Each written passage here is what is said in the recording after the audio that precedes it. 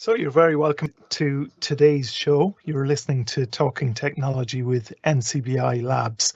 Okay, we have most of the usual crew with us this week, but with one notable absentee. Sean Doran's return to the live events team a few weeks ago was compared to Roy Keane's comeback after Saipan. Well, he's out injured today, or as most normal people would call it, sick. So probably taking the comparison a little bit too far, but anyway, hopefully he's feeling better soon and can be back with us soon as well. We better introduce who's actually on the show today. Fortunately, we'd already been talking about someone stepping into Sean's shoes for our debate a little bit later on. So playing the role of Sean from Dundalk on this week's show, it's Daniel Dunn. Welcome back, Daniel. Thanks, Jude. Great to be here again. Big boots to fill, but sure, we'll give it a shot. I presume you'll also be playing the role of Daniel Dunn as well. Yeah. I think when things go wrong, we'll go back to that role. Daniel Dunn as himself. Yeah, excellent. Well, alongside Sean/Daniel, and returning to the role of JP Corcoran this week is JP Corcoran. Hi, JP. Great to be here, Jude. Thanks very much. All these sicknesses today, isn't it? So it's pretty unfortunate. I think it could be to do with I think it's today's the 15th of March. It's the Ides of March, and ill-fated day for Caesar. No, don't say anymore. Hopefully not for us though. It sounds you've just about passed the fitness test by this. just about, yeah. I'm a few hours deeper for today's show. My voice is a bit deep, but well, sure, we'll get through it anyway. Very good. But we'll miss Sean this week. Yeah, absolutely. Good to have you with us as well, Thanks, JP. Jude. Glad you can make it. So joining us on the show this week, we have Team Joe. So we've got Joe McPhillips, hereby known as JMac. Good to have you back with us, Joe. You'll be fighting the case of the poor underdogs in our debate a bit later on, I believe. Hopefully we have Joe with us. I think you might be on mute if you're with us, Joe. I'd say Joe is on mute. Daniel, how do you feel like playing another role as well, playing Joe from Wexford? I've upgraded Joe there to presenter, so if he tries the #6 command again, it might let him through. Maybe we can get Joe on. Or is it *6? *6, I think, yeah. *6 could be. Oops. *06, is it? Well, there you go. I think Joe must feel like he's got nothing to say in the debate a bit later on. It might be all the best for Team Android, I think, when we come to that a little bit later on. Well, Joe, you might get your name back, Joe Lonergan. You might actually be able to be called Joe today, because if we were going down the route of J Mac, you know how that was going to go for your name. Yeah, please tell me you can hear me. Yeah, I can. That's Joe. Good. You can hear me. Yeah. Hi guys. Nice to be here again. Yeah, good stuff. Looking forward to it. Good to have you with us. I think our guests are dropping like flies today. We're up against it today, so hopefully we'll get Joe back with us a little bit later on. But we'll see how this goes, and we'll hopefully manage through. Very good. So let's. Now that we've kind of introduced our panel for today, we might kind of do that in dribs and drabs depending on how we get on through the rest of the show. But let's talk about what we've got coming up on the show today. So first up, we're going to be talking about our tech news. And just after that, we're going to be going into the first of a new series of pieces that we're going to be doing on the show. We're going to be talking cheap versus steep. So for this week, we're going to be looking at Bluetooth speakers and seeing what quality some of the cheapest options out there actually are, whether you can get something good. Joe, we have you with us. Finally. Good stuff. Glad you could make it. Hello, everybody. We thought you were giving up the debate a bit later on, Joe. We thought you just felt like you were beaten already. I know. Warner. I have my one-liners for later now. I'll keep them for the minute. Keep your powder dry. Yeah, that's it. Yes. Good stuff. Yeah, we look forward to that a bit later. Welcome to the show anyway, Joe. Good to have you back with us. Hello, everybody. Good stuff. So we're just going through the program for today, and after the cheap versus steep bit that we're going to be talking about in a few moments' time, we're going to come back to that debate for the ages. At least that's what the promo says. iOS versus Android. So how will that go today? Well, stick around for that a little bit later on as well. Before we go any further, just a reminder that if you want to get in touch or ask a question, if you want to get involved in the debate, or if you have any suggestions when we're going through our cheap versus steep segment of the show, you can get in touch via the Q&A panel in Microsoft Teams, or as usual, you can email us at labs@ncbi.ie. So let's just start with our tech news this week. A couple of new things to talk about, I believe, JP. That's right, yeah. So I think myself and Joe are going to cover some recent tech news today. Last Tuesday, which is the 8th of March, Apple held its first major media event of the year at the Steve Jobs Center in Apple Park in Cupertino.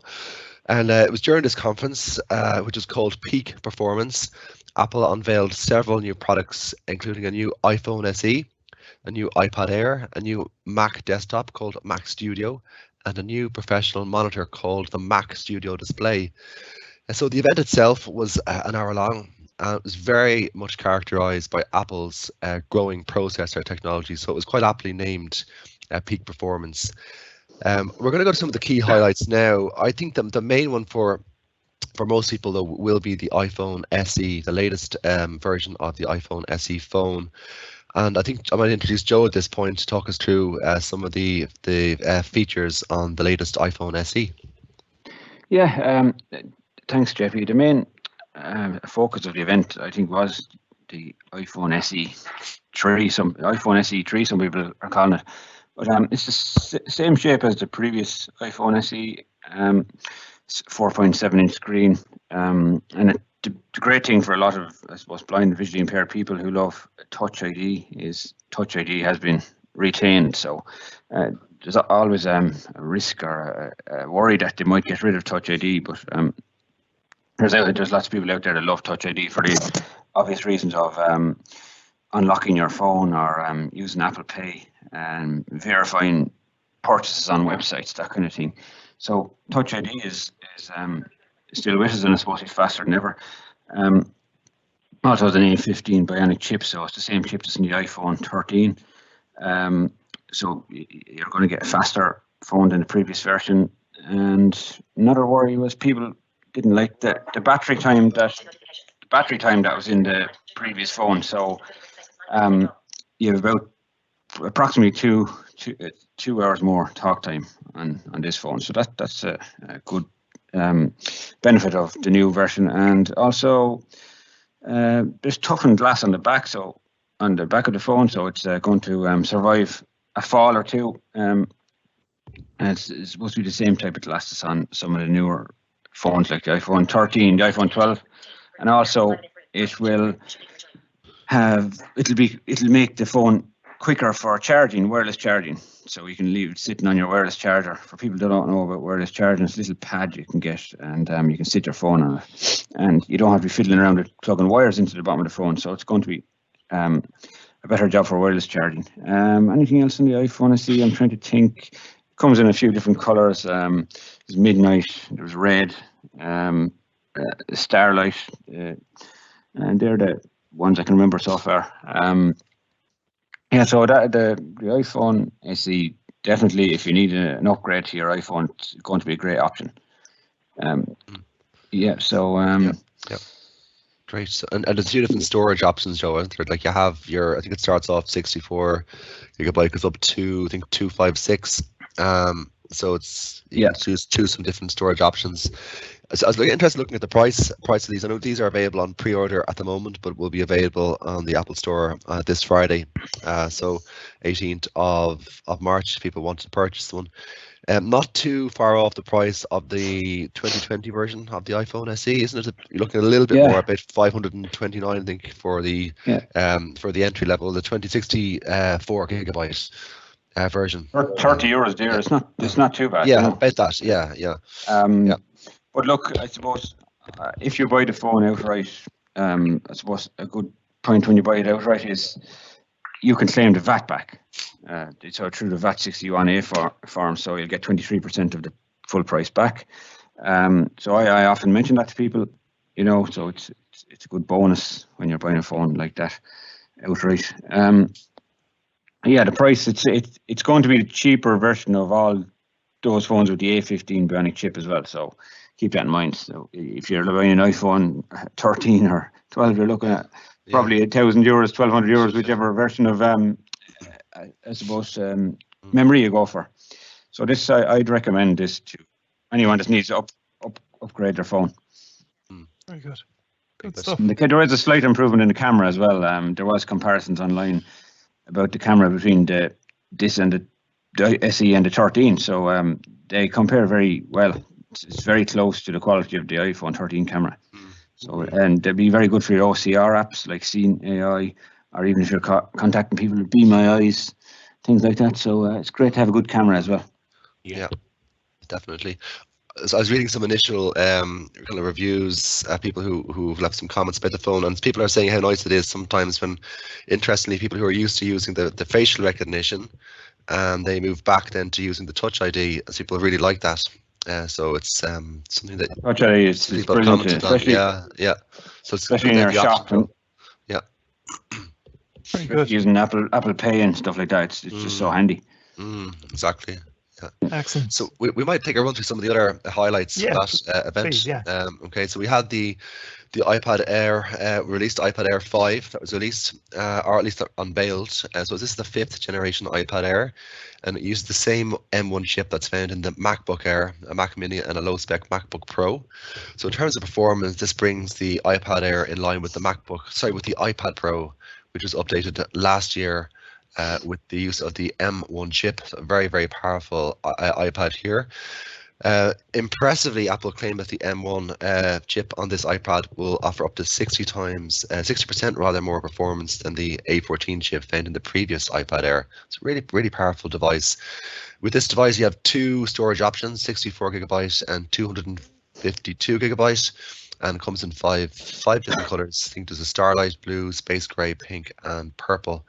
Price starts at €709, and it goes up to €879 for the higher storage option. Yeah, one of the bigger features there in the iPad Air 5th generation would be center stage. I know there's lots of I suppose people that might be visually impaired worrying about being in the center of a camera or the camera focusing on them when they're in the likes of a Teams meeting or a Zoom call or even calls with their family. So whoever's speaking on the call, if you're even in a call with a couple of your family members, whoever's speaking, the camera will focus on you and keep you in the center of the stage, center of the screen, I suppose, So that's quite a good feature, and they're trying to introduce it to all their devices. I think that's another reason they updated this device. Yeah, that's a very good feature. Yeah. There's a Mac Studio that was released. So Apple released a new Mac desktop, which is called the Mac Studio. Very similar shape to the Mac Mini, but it's about twice as thick.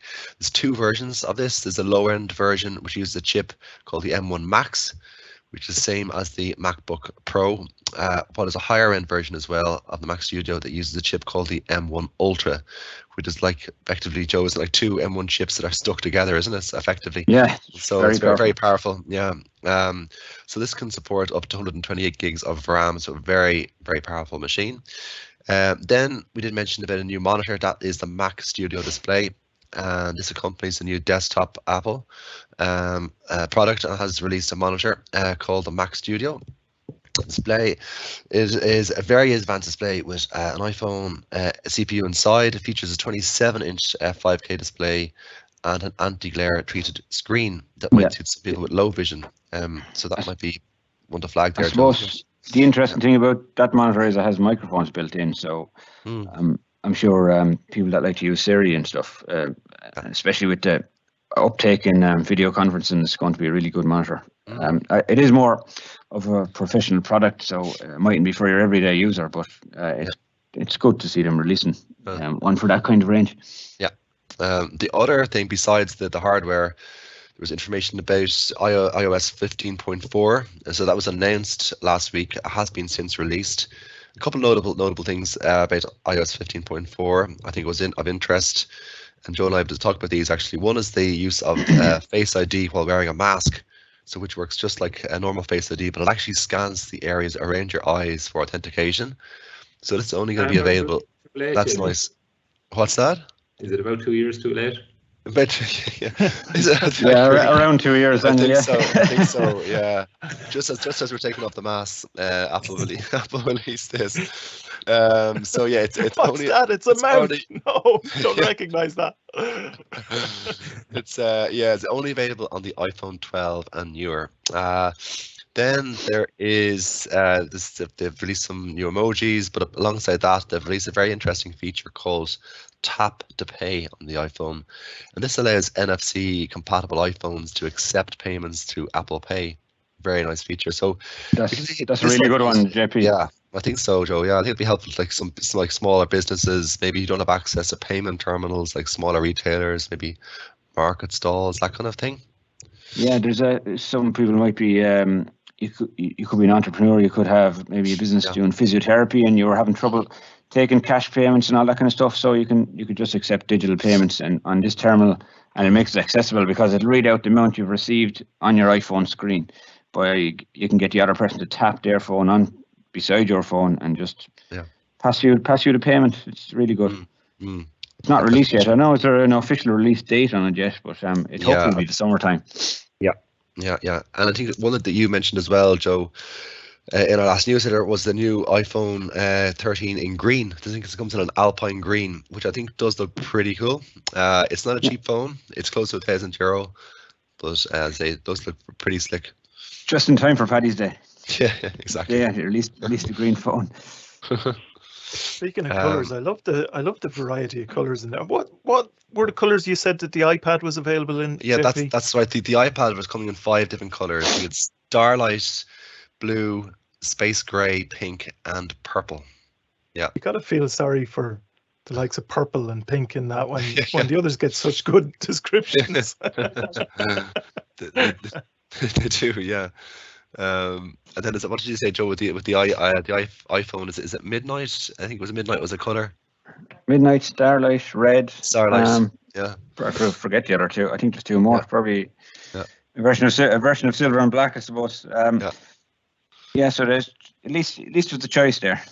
Yeah. Sometimes it mightn't be anyone's first priority. Some people put a case over the colors, and you can get see-through cases as well. So, and the good thing is possibly the case for the previous iPhone SE might fit. We'll wait and see. But if the camera is in the same position, the older cases will fit as well. Yeah. Because of the same size and shape.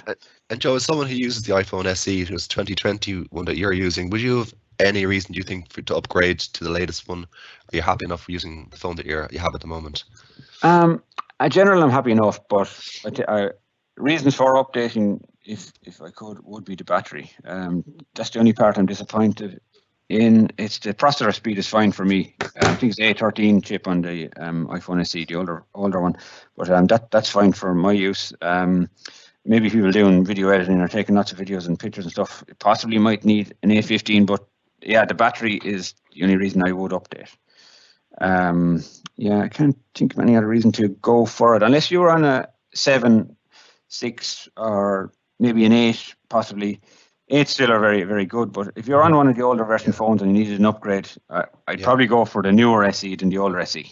Yeah. There's no point in going backwards, Yeah. Well, that's incredible. You're effectively paying €500 less for a phone that has the same chip as on the iPhone 13. That's pretty impressive. Very powerful. You're getting Touch ID, which I think is a positive. Yeah. Yeah. I would agree with that. Yeah. Whole range of new things. Yeah. Very good. Plenty of new stuff to talk about. Very good. Excellent. Absolutely. So, is that's the range? Is it, JP? That's the range. Yeah, and I think that the main outcome will be the iPhone SE for most people. Probably grab most people's attention. But that's the range of the different announcements and highlights from the Apple event last Tuesday. Very good. Thank you for taking us through that, and Joe as well. Appreciate that. Good to keep up to date with all the new releases as well. Very good. So we're going to move on then to the next part of our show, and we're moving into this part, cheap versus steep.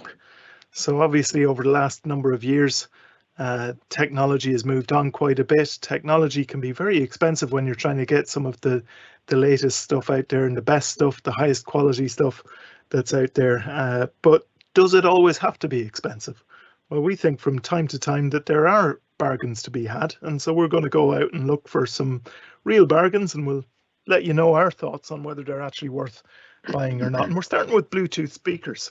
Fair to say that they're pretty popular devices, Bluetooth speakers, but they can be expensive enough. Plenty of options between the maybe 150 to 250 euro mark, but there are quite a few options cheaper than that as well. So we're going to be talking about one or two of them, one in particular in just a moment, but maybe we can start off just checking with our panel. What sort of Bluetooth speakers do you personally have, if you have one? Daniel, do you have a... Sorry, who was jumping in there? Work away. Joe here. Yeah. Well, I suppose, look, since the uptake of smart speakers, I think lots of people in the blind community will have that as their speaker. You know, it has Bluetooth built in as well. But I do have a UE Boom as well, which you can buy off Apple, and they're a very powerful speaker, and they have a 12-hour battery life if you want something more portable. And you're talking about the 200 euros mark for the start-off ones. But it's really easy to connect your phone to it, and you can separate the voiceover from the actual music, so you don't have to have voiceover coming through the speaker. It stays on your phone while you control the music through your phone. Very good, and pass it over to the speaker. So that's what I have. I don't have the cheap one like JP. Yeah. And at that price point, Joe, I presume that the sound quality is actually very good. Sound quality on the UE Boom is amazing. The sound quality on I suppose the Alexa Dot is just above average. You know, good, but not really good. And then I have an Echo Plus here in the house somewhere as well, and that's quite excellent actually as well. It's the upgrade of the Echo Dot. It's probably you're going on the 130 euro mark. So it also works as a smart hub. So there's the smart speakers in my house, or I suppose the Bluetooth speakers, whatever way you want to put it. Yeah. And JP, do you have one normally? Yeah. What I generally, what I generally use to listen to music is, well, either my phone, I have AirPods, but for speakers, I would primarily use my Amazon Echo smart speaker.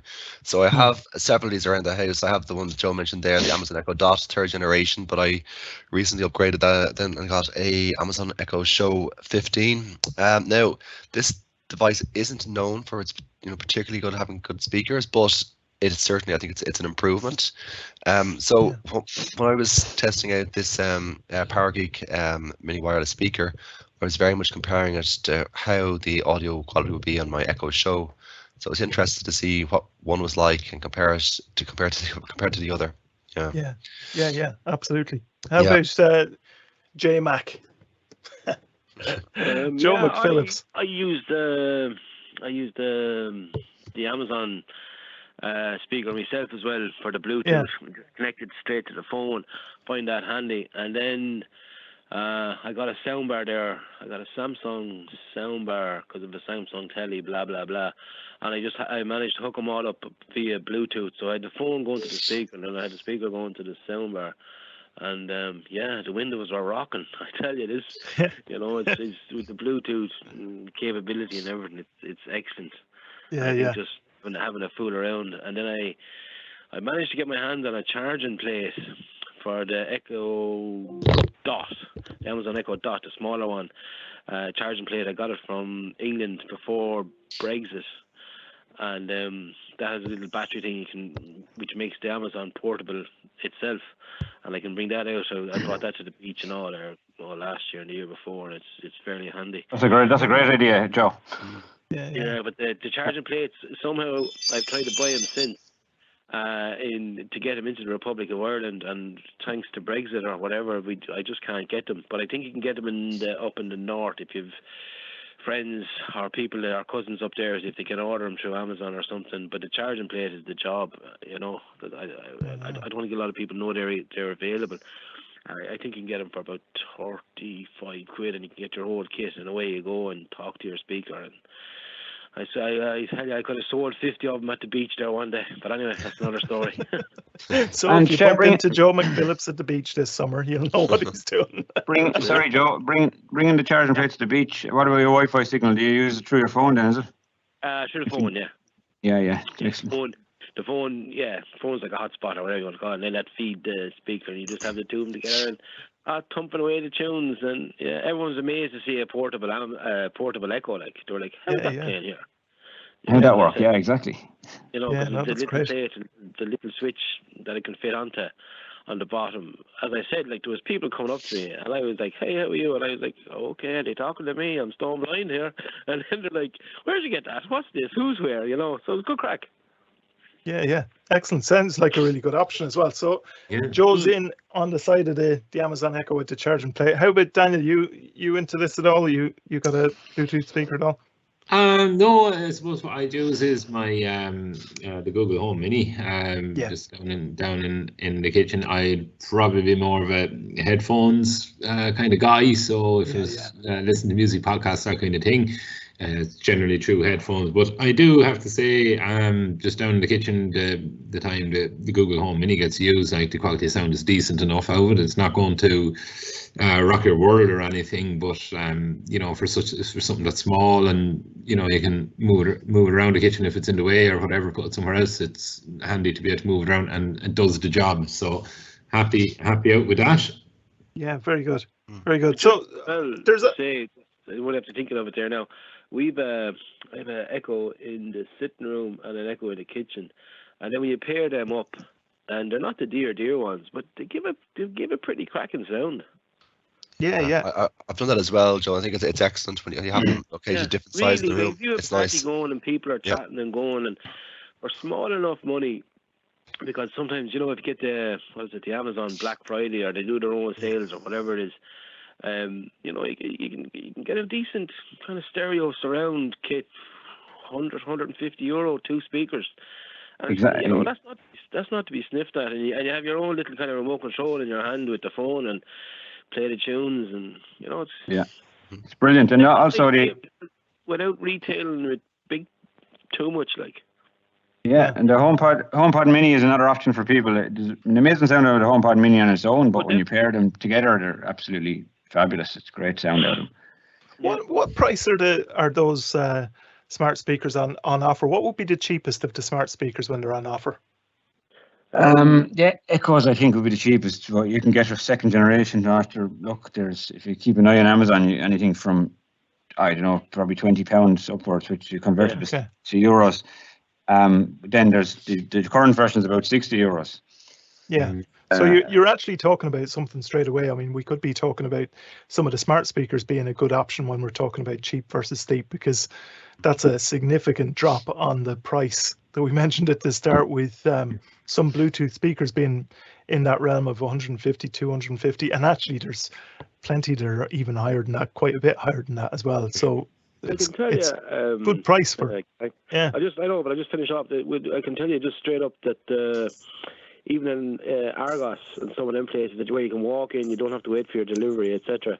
You could have bought 2 Echo Dots for about €46 into your hand there in the last sale. They were matching Black Friday deals as well. Oh, very good. Yeah, excellent. So good to have those as options. Now, as cheap as they are and as good as they are, we found something a bit cheaper that we're going to just compare a little bit here. So JP and myself have been testing out the Powergeek speaker, available from Dealz for just €6. €6 for a Bluetooth speaker. So any initial thoughts, JP? Yeah, how can you go wrong with €6 for a Bluetooth speaker? Yeah. I was trying this over the weekend after I purchased it. I was impressed. I would say the audio quality is a little bit tinny, a little bit muffled sometimes when the audio is peaking a little bit. Yeah. But I think, you know, when you weigh it up, like as I mentioned earlier, if I'm not listening to music or a podcast or something like that, or radio with my AirPods, I'll be using my Amazon Echo smart speaker. So these are offering the Powergeek mini wireless speaker. It's giving me portability, so I can bring it around with me, which I like. And of course, the price €6. As I said, how could you go too far wrong? But I was comparing it to my Echo Show. I said, when you play some music, maybe at a higher volume, something with a bit of bass, it does come across, say, a little bit tinny. But yeah. you know, what's to be expected? Yeah, exactly. Yeah, that's it. Yeah.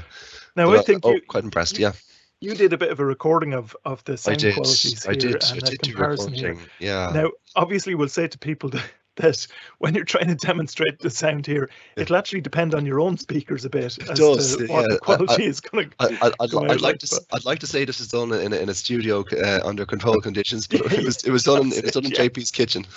If somebody's playing this actually on one of the Powergeek speakers, they're not going to hear a difference between the two. But we'll try it anyway, and we'll see if this maybe gives a bit of an indication. So, which is the first up? Is it the Powergeek one? Is the first one up? Actually, first we have the Echo Show 15. Very good. Okay. Yeah. So bearing in mind then, before Daniel plays this is a device which has, I think it's basically €300, and so let's have a listen to it, see how it compares to the Powergeek. Okay, so here goes the Echo Show 15. Let's go.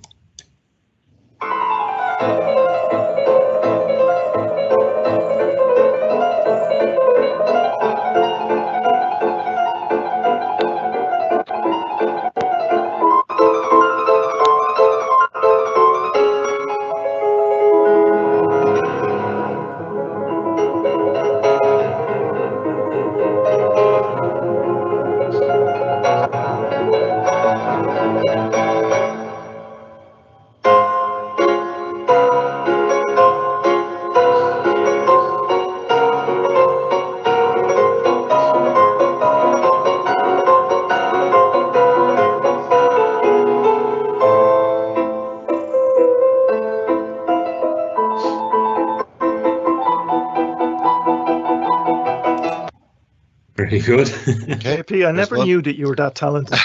Yeah. That's incredible. That's what he does be doing all weekend, every weekend. Do you know that bit, the manic bit in the middle? That's kind of what the soundtrack to my mind is when we're on the live shows. Let's go for the comparison, see how this works. Okay. Yeah, we'll go with the Powergeek. So let's hope this plays now. Can we pinpoint any difference?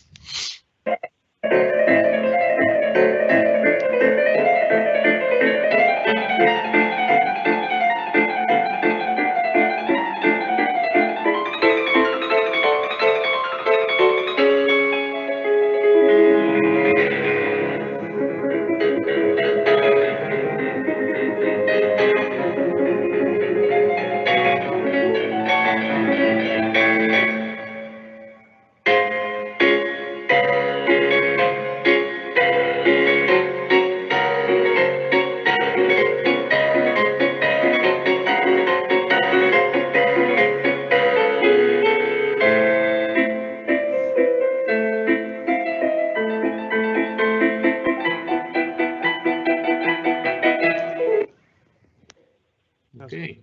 Interesting to hear them side by side, actually. Yeah. Hard to distinguish one from the other to some degree. But yeah, I would say, having tested over the weekend, I will get slightly better audio quality on the Echo Show. Albeit it's a more expensive device. But I was impressed. What were your thoughts, Jude? Did you? I'm kind of a bit in two camps, to be honest, because I probably always I play a little bit of a cheap versus steep in everything I buy anyway. So I'm always looking for like a quality cheap version of something. I would never go out and spend €200 on a speaker personally. I just wouldn't feel like I would justify it for myself for the amount of use I would get out of it.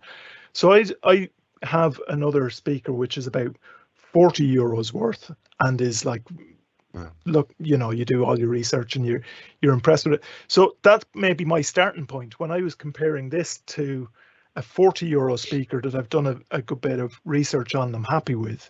I'm kind of thinking, well, why would I buy, even at that price? I have one that's portable. I have one that's actually a much fuller sound, and it's still not exactly breaking the bank. But I was thinking about it afterwards, and I think it might be coming back to partially Joe's comment earlier as well. I think I possibly would still be happy with something like this for the situations where you're, if you're going down to the beach or something, and actually, the way sand can get into something, and you're thinking, I don't want to bring something that I'm actually, my other one, even though it didn't cost a lot, I wouldn't want to have to replace it after just bringing it down to a beach one afternoon and getting sand in it and, you know, just destroying it somewhere. Not that it probably would be fine with that, but I wouldn't particularly want to do that. Whereas something for €6 with the sound volume is still actually pretty good. Yeah, it's not bad. It's like it kind of represents the sound relatively well, even though it's a bit thin. So I think for those sort of circumstances, I'd be quite happy with something like this. Just Joe Mack here, Jude or JP. What size is it? Can you describe what size the speaker is?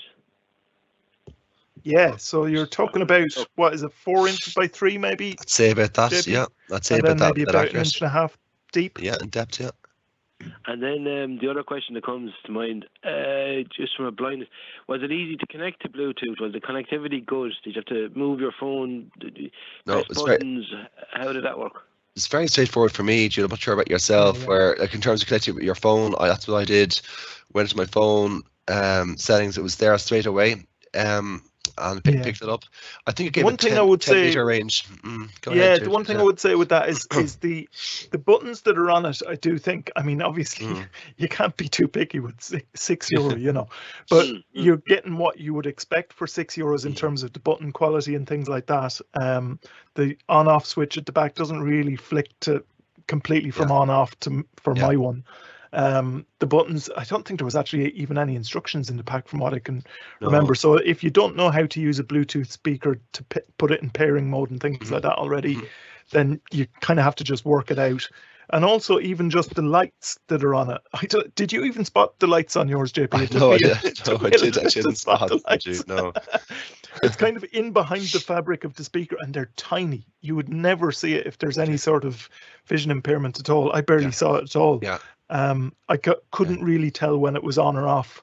I tell you what, this actually led to a bit of a funny situation last night, because in the middle of the night, about 2:00 in the night, the speaker went off, and it gives a little announcement about the battery just before it goes off. I had it on full volume before, and it was down in the room downstairs. So we just heard this voice speaking in the middle of the night, woke us both up, wondering what on earth was going on, because I had accidentally left the speaker on. There's no light or anything to tell you if it's on or off, you know. I think you're being burgled, Jude. Bit creepy, yeah. Bit creepy. Good. But yeah, it's definitely worth the €6. But like you say, Joe, with those considerations in with it, I do think it would present a little bit of a difficulty for people. But not the actual pairing process was straightforward. I think you were saying you found the same, JP. I did, yeah. It was straightforward to pair. Yeah. So I'll be hanging on to it. At least I think those kind of scenarios, isn't it? Like as Joe mentioned earlier, going to the beach, you know, and as you pointed out, Jude, as well, you won't be overly disappointed if it does get damaged. You know, if it's not the end of the world, it's £6. So you're not bringing anything that's too fancy and expensive. Absolutely, yeah. And it's not really the kind of the purpose of this part, but I'll mention as well just the one that I do use just in case it's of interest to people looking for a more mid-range thing. It's called a Zamcol ZK202, and you can get it for about €40. And to be honest, I've heard it side by side with speakers of about €150, and I couldn't tell the difference. I can tell the difference between it and the Powergeek, but we're talking two different sort of scenarios, if you know what I mean. So yeah, so if that's kind of useful to people as well. It's interesting. Yeah, JP, just don't play that music on the beach. Yeah. I might back some trouble. It's not cool. And actually, the other Joe there, when he was mentioning earlier about all his pairing up of Amazon devices, and I was just wondering, he's got really good neighbours. Like they're not giving out to him about all this music and stuff going on. They're not brave enough. I think that sounds like Joe's laying down the marker for the debate later on. Anybody who comes up against Joe, they've got to have a bit of courage. Welcome to the jungle here, my friend. Hey, I used to live down that neck of the woods. I can vouch for that. Very good. Good stuff. So that's our cheap versus steep item for this week, and hopefully you found that useful. You can get so much that's kind of a a very cheap level. And I'm sure that through this series, we're going to find ones that we do purchase and we actually come back and say, do you know what, that's just rubbish. I wouldn't even pay that amount of money for it. But for this one, seems like the consensus is actually for €6, you can't go too far wrong with the Powergeek 3-watt speaker available for €6 from Dealz. Does that sound about right, JP? I would agree to that with that, yep. Exactly, and I look forward to exploring more items in the coming weeks. Yeah, absolutely. And if anyone has any suggestions as well, please do get in touch if there's things that you, either categories of technology that you want us to test out and we can see if we can find a bargain, or if you've come across one that you just feel yourself is actually a really good piece of equipment for the money, please do send in your suggestions and we'll be happy to cover it on the show as well. Just before we finish on the speakers, we just have a comment in from Dominique. She says she's the Echo Dot 4th generation and she loves it. She had the 3rd previously and preferred the sound on the 4th. Mostly uses it for likes of RT Gold podcasts and flash briefings and things like that, and finds it very good. So there's a thumbs up for the Echo Dots number 4. Yeah, very good. Yeah, so that again ties in with what was being mentioned earlier, and it does sound like there's a really good option in there for using those for Bluetooth speaker as well. So excellent, very good. So that's our cheap versus steep segment for this week, and hope you enjoy that kind of format. We're going to be bringing that in from time to time on future shows as well. But for now, we're going to go back to actually what was our very first big debate that we had on our live events nearly 2 years ago. For some reason, even though we debated it was a very reasoned, informed debate, for some reason it didn't settle the issue once and for all. People still seem to find reason to disagree on Android versus iOS. I don't understand it myself, I don't get it. But chief among the protagonists for Apple, or maybe the antagonist, depending on which side you're on, is the entity that is Team Joe. So we've got Joe McPhillips and Joe Lonergan taking the Apple side today, and on the other side we have Daniel and JP are going to take the Android side. We did have another guest who is going to be with us who made a very powerful case for Android when we were doing the prep for today's podcast, but she's not with us. I'm not sure whether she felt like, you know, she was defeated, she didn't want to face the music, or whether she felt that actually the argument was made so powerfully in the prep that she had to give the iOS side a chance, which is, it's a possibility as well. But sure, we'll see how this goes. The latter, Duke, yeah. Yeah, I'm sure it must be the latter. Have we the Braveheart scene music ready? Yeah, we really should have had that. Escape music myself. We're playing on Joe's app or his pods at home. That's it. So I think we have to go straight to Joe McPhillips to make the case for iOS here. I think he's going to make a strong case for iOS. Well, yeah, I started, I didn't have an Apple phone, didn't have a touch screen, I had nothing at the start, and it was the first one I used having to have voiceover and all that crack, and I got into it, I suppose. I got into the Apple ecology or ecosystem or whatever they call it, and just like with ease of use, I think the way I'd put it, if I had to put it together, it's like Apple and iOS. The system they have is like a big jigsaw, and there's like maybe 8, 10. You can have an 8 or 10 or 12 piece jigsaw, and you know your watch is part of it. Your phone, your speakers, the TV, your iPad, your Mac, and I just think they have all their own little. Like their own little roots or their own little connection pieces of the jigsaw, and they just work together. I started on Apple. I couldn't change to Android. Once I'd invested the money, I like what I got. All the features are there. There's no extra bolt on to buy and to get for it, and it's a reputable product. I've traded in phones that I've used after 2 years. I've got a decent return on the product. You know, I've also got my VAT back. I've traded in my phone. They hold their value. They're like buying, I don't know, a car, I suppose, a car with a badge, without a badge. Ease of use. Your gestures don't change.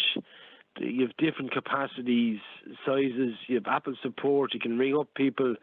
You're not on your own. The call is free to Apple. You know, they supply more than just the phone or the watch. And say if you buy the new SE now, you have a good phone for the next 5 years that will be constantly updated, upgraded. I think also the privacy that you get and security with Apple, I think is great. That's my own opinion. I think with Google or your Android, I think you're heading towards, with Google particularly, I think you're losing a lot of your privacy. It could be in the same grounds as Facebook, and I think they know who you are more than yourself, that targeted advertising, etc. But I'll wait for that debate to come. And other than that, I also think if Android is the name, is the person that uses, are they an automaton? No. And this is your concluding point. This is like you're kind of rounding up your introductory statement here. That's a strong one, Joe, I have to say. But it is that. But I know, but they'll all take bits from each other. Like there's widgets now. There's widgets now on the Apple, which wasn't. They got that idea from Android, and then Android are taking ideas from Apple, and you know it's all in the melting pot. I understand it's different strokes for different folks, but I just can't. I've never. And I just like it the way it's not clunky.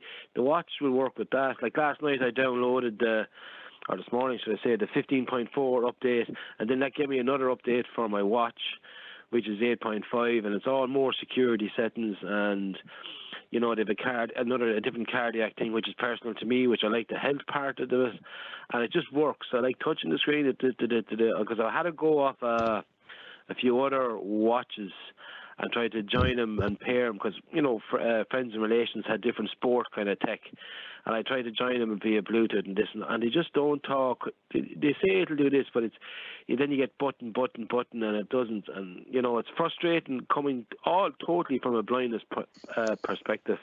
Yeah. And I just like what you get. Yes, it's a premium product. But then again, sometimes, and I'll have to put this down to another wise man that told me this, he says sometimes the dearest is the cheapest in the end. Yeah.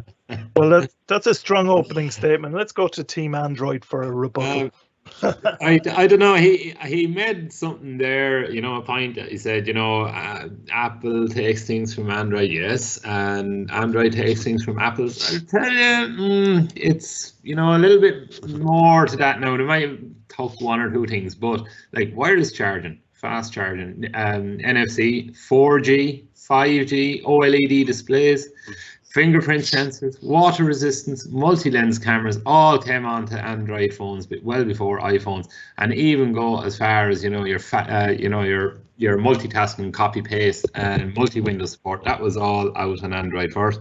Apple just copied them. So sorry, Joe. The innovators are on the Android. That's called business. Get them to do the research. Apple then just make it better, you see.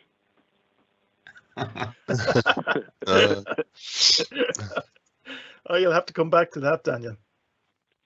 See, yeah, okay, fair enough. But like to go along and say that they're, you know, the Apple are the leaders, you know, the pioneers and all this. No, they're not. It's the guys on the Android side who work with that stuff. They're the lads leading the change. Apple just go, oh, that's nice. Yeah, we'll implement that too. Maybe true in 3 years later, but yeah, they do the catch up eventually. True. I know, I give you that, but as you said, cameras, etc. But they're all. We've seen, or we've listened to the lawsuits that they've put at each other with Samsung and Apple.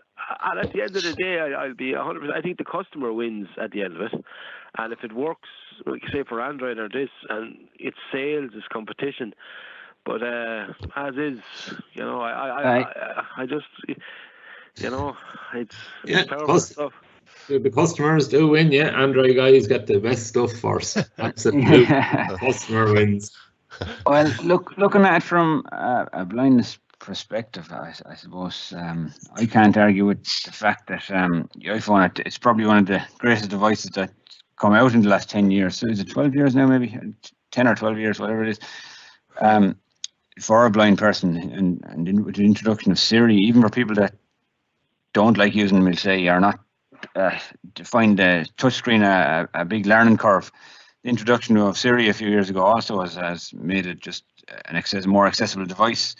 Even if you're just going to use your phone for sending texts and making calls, the Siri option, I think, has been a massive contribution to the iPhone. And as Joe also already said, things don't really change. The gestures don't change. It's a very solid device. I find it really, really solid in that, very stable in that department, because you don't have to learn any new gestures. I did try out Android for a while. I just found it not as reactive. It wasn't as quick. Well, maybe I was using the wrong Android phone, but I found it was a version of a Samsung. It just wasn't as quick and as snappy as an iPhone. But I probably could have given it more time. But look, I stuck with what worked, I suppose. No, because I was in the market, and the same as myself, Daniel, and my sister had an Android phone, and I can't think of it. Is it Voice? Oh, not Voice Guide. It's for the Talkback. Google Talk. Is it Google Talk? Is that what it's called? Talkback, Joe, I'd say. Talkback. Yeah, that's it. I tried to have a go at that off her phone. I was flicking around and this and that, and I found it very, very clunky. And as Daniel said, not fast, just slow to react, and not what I was used to. And I also think that maybe with your Google phones, I don't know what the trade-in price on those is, or is there a value to them? Can you trade them in with Samsung buying back? I just know that when you can trade back your paid for Apple iPhone or product or whatever, it makes it's nice to get something back when you've lobbed out the money, and if you got your VAT back and you're going in the right direction, and maybe you might have to sign up to a 2-year deal with companies, and like I didn't pay, like I got a 12 last year, and I didn't 128 gig, and I didn't pay over 400 quid for it, and that was without the trade-in. And with a 2-year contract, I won't bother mentioning the company who we got the contract with, but I thought it was a fair deal. Yeah, and you didn't mention. I'm not going to ask you, but the monthly cost either. Yeah, no, €400 a month for 2 years, please. No, it's not. No, straight up. I'm with the same company 12 years, and it's an Infinity deal, and it's $44.99 a month, unlimited time, or unlimited. Has it 10,000 flexi units a month, which is that, and unlimited data. Very good. And internet and whatever services they're offering and all that. I think the argument about bills is very personal as well. Some people would suit them as regards. Some people like just to have a rolling contract and not a monthly one, or some people like prepay. So I think that's another day's work. Yeah. No, but I was just saying, like, I wasn't talking about the bill or pay. I was about the cost of the phone. Because it's a good point, that, It's so premium, and Apple is £1,000, it's $1,200. It is if you're trying to, like, there's no way would I pay that. But if you think long term and you're happy, the deals are there. Yes, you're signing up and you're locked in for 2 years, but they do. That's what I'm trying to say. It's like the bills and what you choice after is fine. But when it comes to people saying, "Oh, it's price prohibitive" and this and that, and then once I've sat down with them, I've said, "Look, this is what I paid. There's my receipt. I have all the emails." I said, "Look, there's no way you didn't get that. You got an iPhone 12 for under 400 quid." I said, "Yes, I did." And there's the receipt. It's a Pro. It has LiDAR. Another thing that Google Androids don't have. So. Yeah, no, it's a good point. And just come back to some of the things that were mentioned earlier, and maybe just to give it its own sort of space, if you like, accessibility on the two. Obviously, iOS has a strong track record with this anyway. But maybe we can go to JP or Daniel here for Team Android. How does Android stack up? What would you say in on Android's their side in terms of accessibility? First. Go ahead there, Daniel. Yeah, I'll go after you. I suppose Apple's voice over system is renowned as being very good. Now that's not saying it doesn't have its own little issues along the way, and particularly hooking in with Braille and things like that can be a little bit troublesome from time to time. But overall, it's a good solid thing. The Talkback on Android has been improved greatly with the latest release. They have, and I suppose this is one of the few instances where Joe is right that Android have copied Apple, that they've brought in similar systems now for the Talkback on it. So far, it's out a while, not fierce long. It's out a while. The feedback has been quite good for people who have tried it out. It's a lot more. The responsive issues that you were talking about earlier largely are gone. But then again, moving over, then let's say for somebody who's low vision who's going to be using phones, the select to speak that you get with Android is streets ahead than the speech controller that's on Apple. So for somebody who has some usable vision can find a way around on the phone visually, but needs to bring in audio on demand, I think the system that Google has is light years ahead of the one that's on the Apple phone. So that's a good point to make as well. Daniel, while you're on that point, is there? I'll give Android that there is some good phones for low vision. Is there a flip phone or one that doubles up now, Samsung, a foldable version that can be really good for low vision because you can fold the screen or open the screen, we'll say, to make it even bigger? Do you know anything about that? Yeah, that it ran into a little bit of trouble, I think, Samsung, when they brought out these flip phones that were when you open them out, there were one thing, one screen. I think they've resolved it. They came back with another release. I'm not sure if they've ever really took off as being very popular. They're not mainstream, I suppose, like the standard handsets are at the moment. And I think an awful lot of people, when they heard about the pilot models, when they had this cracked screen issue, it probably dented confidence in it, particularly because new innovations like that are always going to come in at the really top end of the market, crazy money for these phones when they come out first. Eventually they filter down into, that kind of technology will filter down into the more reasonably priced handsets. Yeah, it sounded very promising for the size of the screen. It sounded very promising. I was hoping that it might come in an affordable option for people with low vision. But yeah, time will tell, I suppose. Time will tell. I'd say it's time to go on that one yet. Yeah. And just a question for yourself there, Daniel. If the Google, if you had a problem with that, or if it didn't work, or it locked up or something, is there a support service there for you to ring? The manufacturer of the phone, yeah, generally, of course, they have to have some support, and that online support usually is what you're going to get. Yeah, most phone manufacturers. If it's a thing that, like most people do, they're getting their phone through a contract, with your mobile network, or through if they have a bricks and mortar store, like obviously if there's an issue with the phone that's not user damage, obviously you can go back under the consumer protection and get your issues sorted out. It goes back to manufacturers, most of which will have, all the big manufacturers, your Samsungs, your Sonys and all them, they're going to have repair centres based in Ireland as well, so you're going to get your stuff fixed relatively quick. Yeah. So there's also Be My Eyes have teamed up with Google to contact Google. I know it's not going to be accessible for everyone, but through the Be My Eyes app, you can contact Google technical support, which is quite a good feature. I know people who have used that, and same for Microsoft, and said the service is excellent, which is good to point out. I think we've talked a lot about price and affordability. I think that's where I think a lot of the time the Android phones can win over, just in terms of, if you look at the range of iPhones that we have at the moment, from the iPhone SE, which is I think just under €500, to the latest iPhone 13, which comes up in around €1,000 or more if you want to add storage to it. They are expensive phones, no doubt about that.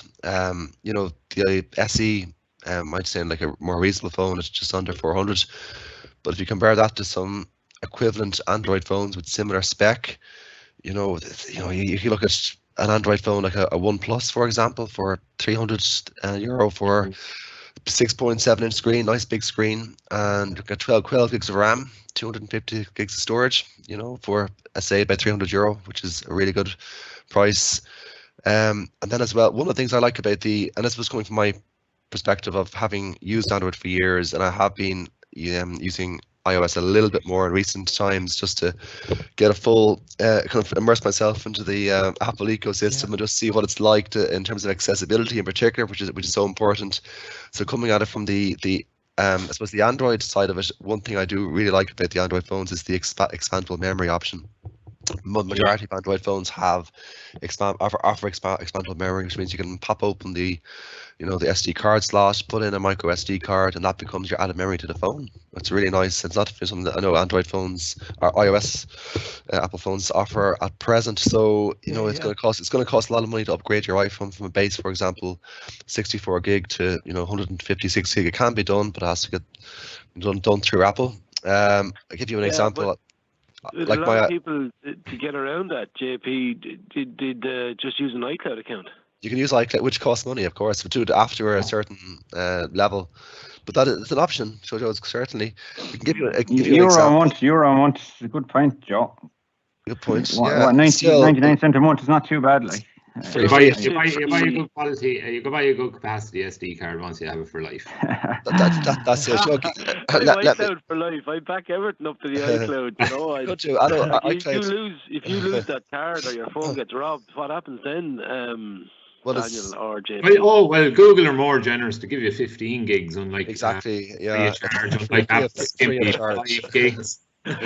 let me give you an example with the SD card slot. So I was working with a HTC. It's my favorite phone for years and years. I think I went through 3 of them, and purchased an SD card slot in a Paris City. I think the HTC had about 128 gigs of internal memory. Added another 64 gigs through a micro SD card. Hey presto, I had 192 gigs of capacity. It cost me €15 in Paris City for the SD card slot, which I like. It moves me on to one more point as well about serviceability.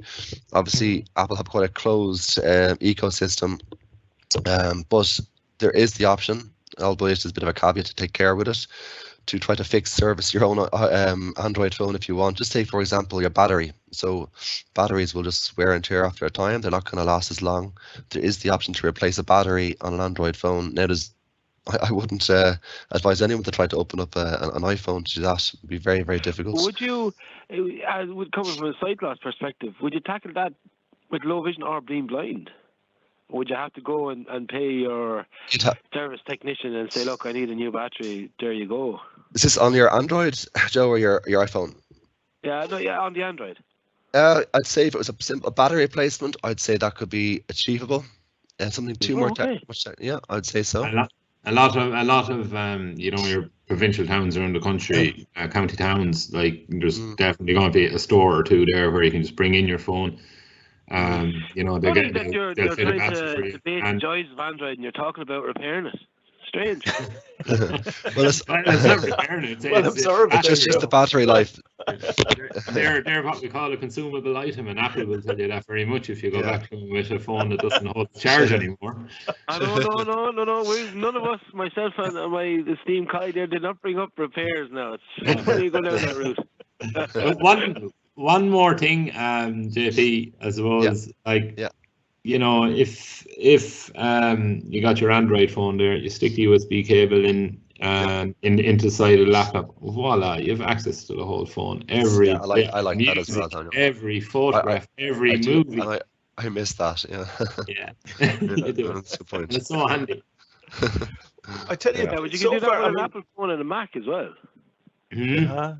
Yeah. With a Mac, if you have a Mac laptop and you hook up your cable and to your phone and bang, they'll sync straight away. They'll sync, yeah. But if you want to be able to have them on a PC, being able to work with them, or vice versa, taking stuff off a PC and putting it in, you don't have to use proprietary software. Yeah, but you don't have to with Apple. They're compatible. Like if I start an email on my phone or iPad, and then I can continue on the bus on my phone. We'll leave the iPad at home. Yeah. And even if I do a bit of writing. If I'm on Chrome and I start writing a Gmail on their service and go over to my Google phone and pick it up there, it's the email. Yep. That first. Yeah. Okay. What about Apple Pay compared to Google Pay? I'm quite happy with Apple Pay. I've never used Google Pay, but I find Apple Pay really so easy to use after you've installed your cards into your Apple Wallet. I think the fact of going into a store and double tapping the home key and using your Touch ID to pay for items, I think it's just another great addition to. Fantastic. Rather than searching around in your wallet for which bank card you have and all this kind of stuff, it just pops up on your screen and tells you you're using either Revolut or Ulster Bank or whatever bank you're with. So and you just use your Touch ID to pay for the product, and the price you've paid pops up on the screen as well. So that's another plus. But I presume Google Pay. And you don't have to be seen to have your phone out at the counter or checkout. You just up your watch, deet, and type in your code, then and away you go out the door. No cards, no wallets in view. The watch is just too fancy. I always get slagged for using the watch, so I just stick with the phone. Tell me something just with all that, because it sounds, in fairness, it sounds fairly even back and forth. There's definite advantages for either side. For me, one of the things that hasn't really been touched on a lot is probably one of the things that I would find a big issue, and I'm just interested to hear how much of an issue you guys think it is. Do you think that the range that's available, I know we talked about cost, but the actual range that's available, is that an issue or not? You mean, is there enough choice there? Yeah, so the range of devices that's available for iOS versus the range of devices that's available for Android, does that matter? Well, you see, with Apple, sometimes you might have to keep in mind that you're buying a premium product. So I know with Android, there is premium products there, and there is the equivalent, obviously, €1,000 phones there as well, but you can buy a really cheap phone. So with Apple, I suppose you have to keep in mind, unless you buy a refurbished model or go for one of the older models, you are going to be paying for a premium product. But you know what I mean? You're going to buy a very stable product for that as well. You see, so I suppose I'll let the boys argue about their Android phones, but for Apple, the reason you're paying the big money is for a quality product. That's my opinion. It is quality, premium, stable. You've Apple support online 24 hours a day.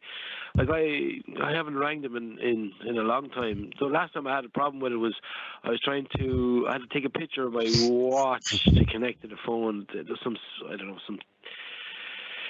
serial number or something they had to check or see or something. But that was just strictly blindness point of view. But even trade-in value, or even if you wanted to sell your own phone yourself, everybody wants an Apple.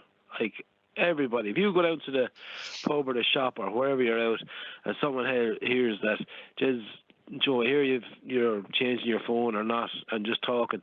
Look, I'll give you, if it's unlocked or whatever, and it's cleared from all bills, you'll sell it in jig time. And then, I don't know if you can get a good trade-in on the Android or things, but it's premium. It does what it does. I'm glad to say it's never ever let me down, and I've been fiddling with different apps and this and that. Maybe I'll have to be sent one of these Android majiggies and have a go for a 2-week review or something and come back. Jude, I think he's biased. What's that? I think you're biased. That's what I'm saying. I was joking, Joe. You think? I look up when the Apple fanboys eat their own. I think you're right, Jude, in terms of the choice mightn't be as extensive as you'll have, say, with iPhones. I think at the moment you've got 13 iPhones to choose from if you go into the Apple store. I think when Joe alluded to this earlier, sorry, Joel, he alluded to this earlier, where if you do go for an Android phone, the caveat is, I wouldn't recommend anyone, if you're looking for a decent phone, you don't spend, €100 or €80 in Tesco, unless you're just using it to make calls. If you want a decent phone, it's worth investing a little bit more, getting a decent spec. I mentioned like phones like earlier, but we talked about Samsung today, like some like the OnePlus phones, I think really good. Google Pixel phones, some of the Huawei phones, but there's a huge choice. There's hundreds of phones there to choose from, but it's making sure that you get a phone that meets your needs and has the right specifications for what you're going to use it for. Absolutely, yeah. But can I ask on your side, JP and Daniel, on the Android thing, do you get bombarded with ads? And is Google just really eating your privacy and your data? And do they do targeting ad to you, or does it have as good a block with pop-ups? And can you individually turn off pop-ups and different things, same as you can do on an Apple? Because I literally get no ads on mine. I've done a few of the settings inside, and I blocked a fierce amount of stuff. Do you get bombarded or not? No, I haven't. No. Not with the apps from the Play Store. No, absolutely not. No. Okay. And privacy-wise, then you're happy with it as well? Well, yeah. You're giving them too much of an opportunity here. So they only have to answer yes, and they've won. Yes, we're happy with it. They know what I'm asking. Where's this leading us, Joe? No, I'm happy enough. Hang on, I never said that.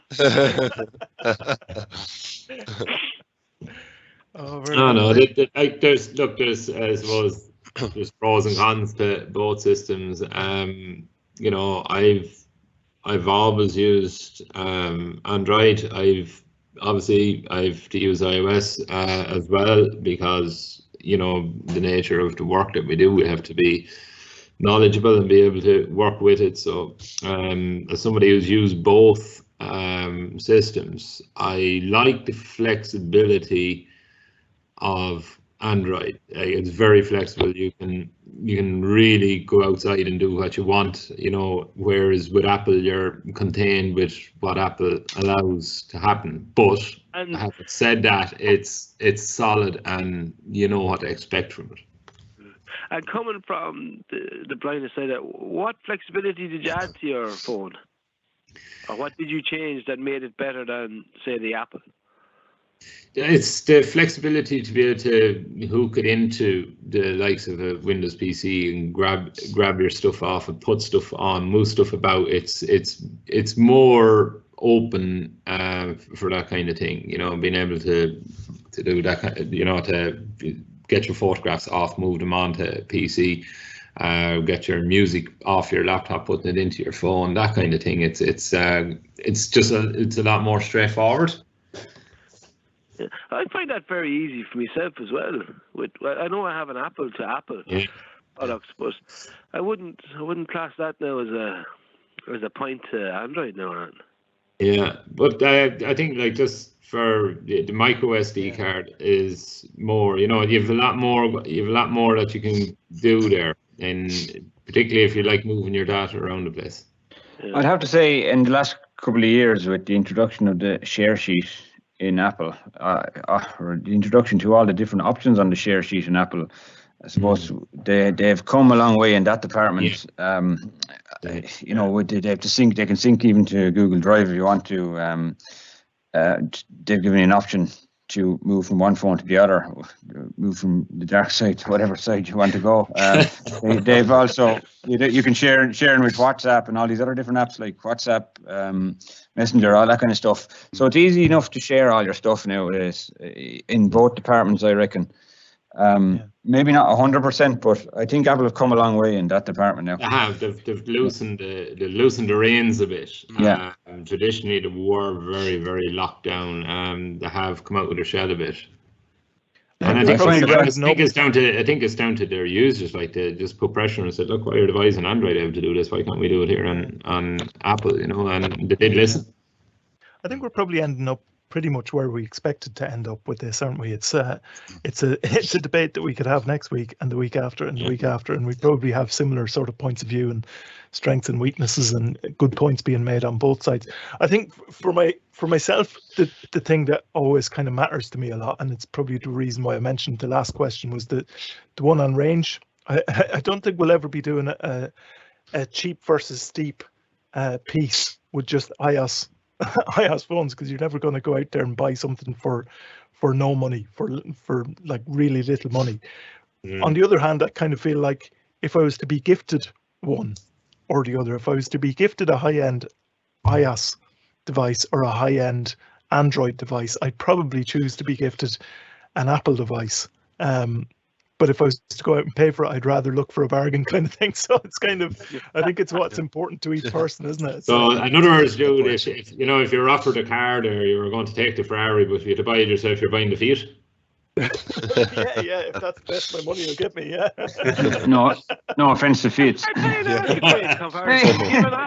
Give an Apple a Ferrari and an Android a Fiat. I tell you know what you're at now.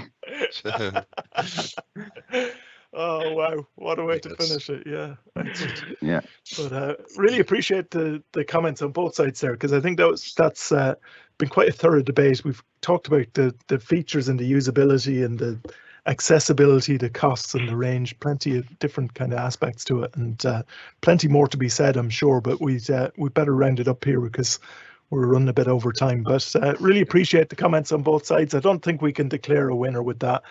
And I'll be equally mystified when we come back on our next podcast and find that people haven't found this decisive for some reason. Our big rematch hasn't had a winner. Well, there's the headline news. Sort of a winner. You said you prefer Apple. You're the referee. Well, if I'm gifted one, if somebody wants to gift me one. Self-driving one. There's one for the future. I would never use this platform to invite somebody to give me a gift like that. But if anybody did want to, I couldn't do anything about it if they wanted to. And that goes for the Ferraris as well, by the way. So, yeah. And my address is. Yeah.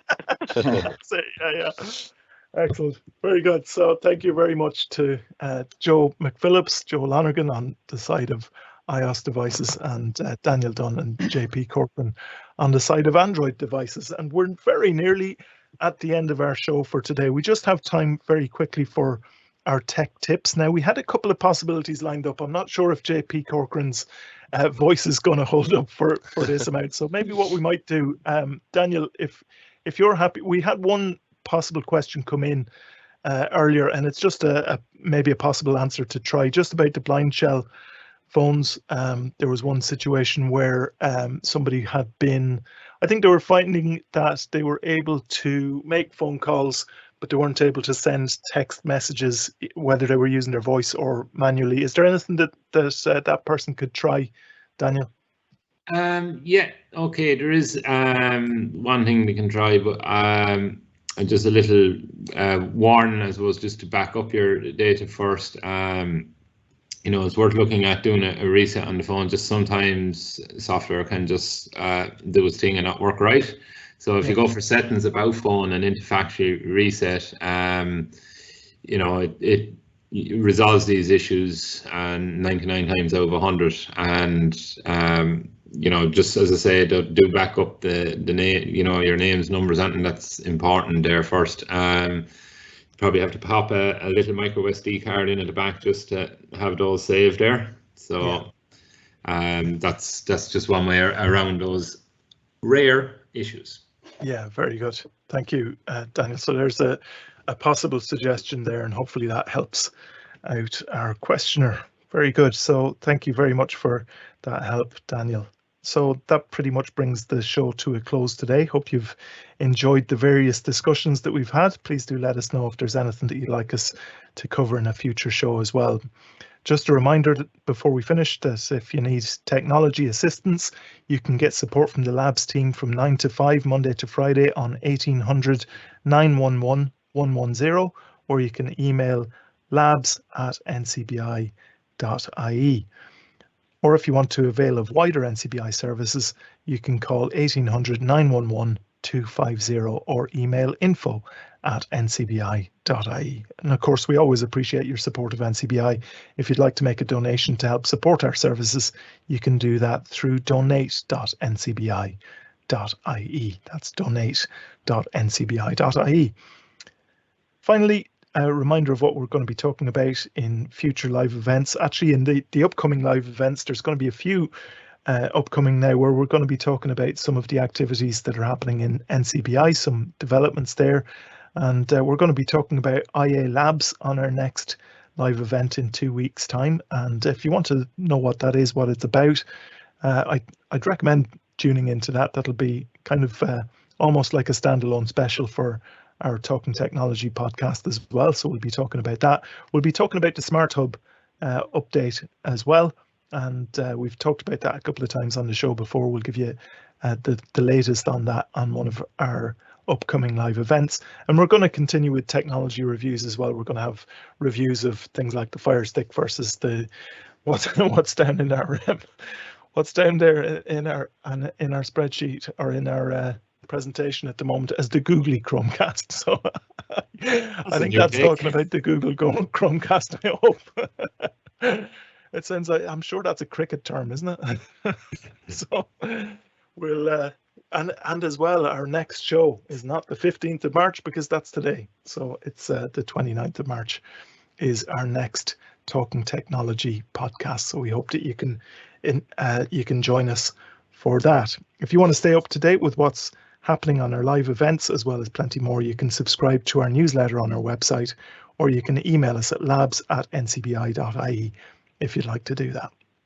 So all that's left for me to do today is to thank our guests, Joe Lonergan and Joe McPhillips, otherwise known as J-Mac and J-Lo. And of course, thanks to everyone for listening in as well. And from Daniel, JP and myself, goodbye for now, and we look forward to having you all back with us for the next edition of the Spider Awards finalist, Talking Technology with NCBI Labs.